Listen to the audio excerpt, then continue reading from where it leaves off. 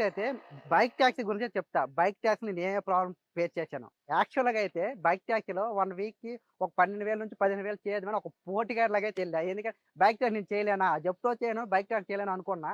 కానీ ఎళ్ళాక తెలిసింది bike taxi వాళ్ళకైతే దండం పెట్టాలా. వాళ్ళ పేషెన్స్‌కి ఎందుకంటే ఒక్కొక్క కస్టమరు ఒక్కోలా బిహేవ్ చేస్తారు. ఫాస్ట్‌గా ఎళ్ళమని గాని, మనకైతే ప్రెషర్ పెడుతుంటారు. బైక్ టాక్సీలో మనకి ఓన్లీ 5 కిలోమీటర్ రేడియస్ ఉండదు. సిటీ మొత్తం ఒక పిచ్చి కుక్కలా తిప్పుతారు. ఒక రేడియస్‌ను. ఆ రేడియస్‌లో మనం తిరగాల. మనం తిరిగితేనే అమౌంట్ వస్తది. దాంతో పాటు ఒక పర్సన్‌కి ఎక్కించుకొని తీసుకోవాలా. ఇంకోటేంటే ఒకవైపు ఎండ. ఈ వేసవికాలం ఎండ గట్టిగా ఉంటుంది.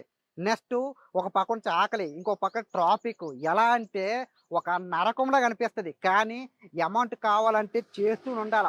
నువ్వు ఎలిమెంట్స్ తీసేటప్పటికి నీ హెడ్ ఎట్లా ఉంటది తెలుసా? మొత్తం తడిసిపోయి నీ డ్రెస్ కూడా ఇక్కడ దాకా ఇట్లా తడిసిపోయుంటది. అంత ట్రైన్ అయ్యి చేస్తేనే ర్యాపిడ్‌లో వస్తది. జెప్టోలో అట్లా చేయకూడదనేది కూడా. దాంట్లో కూడా సేమ్ ప్రాసెసే. కానీ ఒక 5 కిలోమీటర్స్ రేడియస్‌ని కాబట్టి మనం ఆ ఏరియా మొత్తమే తిరుక్కోవచ్చు. కానీ ఇప్పుడు మీరు బైక్ టాక్సీ చేయొద్దంటున్నానంటే అలా కాదు. ఒక్కొక్కళ్ళకి ఒక్కొక్కటి ఉంటది. ఇప్పుడు ప్రెజెంట్ నేనే ఉన్నా. నాకు పర్సన్స్ ఎక్కేసి మాట్లాడి టెన్షన్స్ పెడితే నేనైతే డైవర్ట్ అయిపోతా.